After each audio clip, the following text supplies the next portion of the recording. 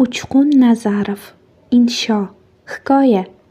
8-sinf o'quvchisi Xurshid shaxmat qutisini qo'ymaydi, qo'ltiqlab yuradi.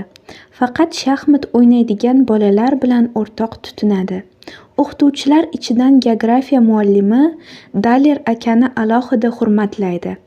Daler aka o'z fanini qiziqarli olib boradi. Biron mamlakat haqida dars o'tsa, albatta o'sha mamlakatga xos bir xislatni, masalan, Tanzaniyada yozuvchi Hemingway ov qilganini gapirib beradi. O'sha yozuvchining Frensis Makumberning Omonat baxti nomli hikoyasini topib o'qib chiqinglar deydi. O'quvchilar bu hikoyani topib o'qishadi. Keyin geografiya darsida muhokama qilishadi. Dars nafaqat geografiya, hatto adabiyot mashg'ulotiga aylanadi. Qiziqarli o'tadi. O'quvchilar shuning uchun bo'lsa ajabmas, uy topshiriqlarini geografiyadan boshlashadi. Geografiya darslariga kanda qilmay borishadi. Daler aka so'z boshlashi bilan jimib qolishadi. Koridordan o'tgan odam bu sinfda dars bo'layotganini sezmaydi ham.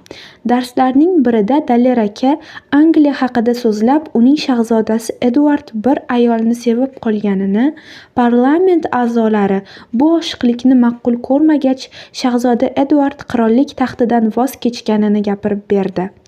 Dars sevgi muhokamasiga aylandi.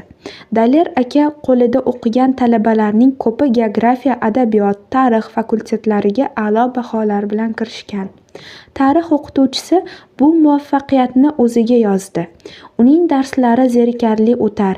Aftidan Tursun Sobirov o'z fanini sevmas, tasodif ravishda tarix o'qituvchisi bo'lib qolgandek tuyulardi. Umuman xonlar, shohlar, amirlar, sultonlarni oldin zolim ekspluator Amir Temurni bosqinchi der edi.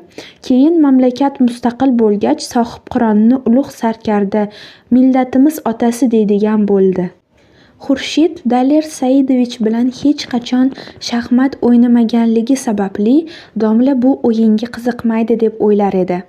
Bir kuni Xurshid bo'sh sinfda bolalar bilan shaxmat o'ynab o'tirganida sinfga Daler Saidovich kirib qoldi. U uy kalitini qidirib yurgan ekan. Bolalar kalitni axtarishga kirishishdi. Topa olishmadi. Daler aka Xurshid bilan shaxmat o'ynashga o'tirdi. Yarim soat o'tgach Xurshid mot bo'ldi. Daler Saidovich yaxshi o'ynar ekan, hech kimga taslim bo'lmagan, Xurshidni yutdi. Bolalar angrayib qolishdi. Xurshid yana bellashgisi keldi. Daler Saidovich soatiga qaradi. Qizchasini bog'chasidan olishi, xotini ishdan kelishiga uy eshigini ochishi, boshqa qulf o'rnatishi kerak edi. Ikkinchi o'ringa rozi bo'lmadi. Xurshid ba'zan darslarga kechikib kiradi. Tarix darsiga kirmaydi. Bugun 5 olsa, ertasiga 2 olishi hech gap emas. Parvo qilmaydi. Adabiyot darsida ijobiy, salbiy qahramon degan tushunchalarni ta'bi ko'tarmaydi. Bir kuni Qutlug' qon romani mavzusida insho yozishdi. Xurshid erkin mavzu tanladi, ammo yozgani o'zini qoniqtirmadi. Sahifaga chiziq tortib g'ijimlab sinfdan chiqib ketdi.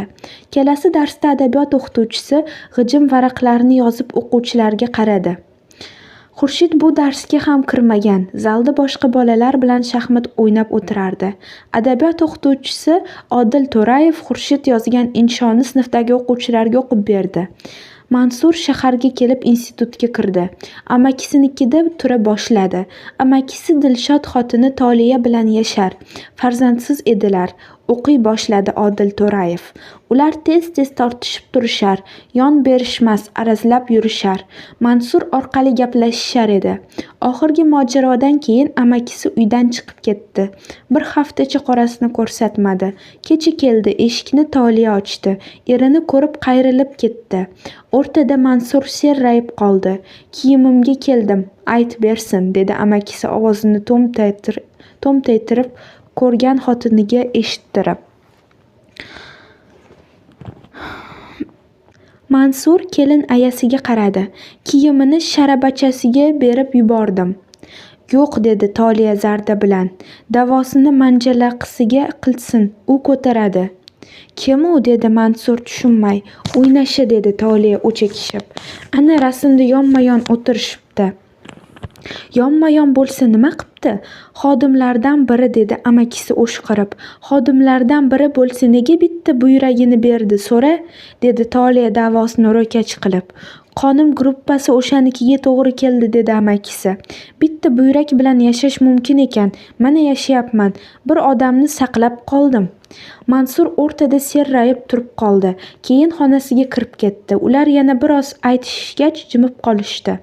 Mansur mojaro tugadi deb o'ylab yo'lakka mo'raladi. Amakisi bilan kelin ayaz quchoqlashib turishar edi. Mansur xonasiga qaytib kirib ketdi. Odil To'rayev inshoni o'qib bo'lib, termulib o'tirgan o'quvchilarga nazar tashladi. Qalay, dedi. O'quvchilar indashmadi. 5 qo'ysam arziydimi? Arziydi, deyishdi o'quvchilar bir ovozdan. O'qituvchi qarorini olqishlab. Tanaffusda o'quvchilar zalga chopishdi. U yerda Xurshid hamon shaxmat ustida o'tirgan edi.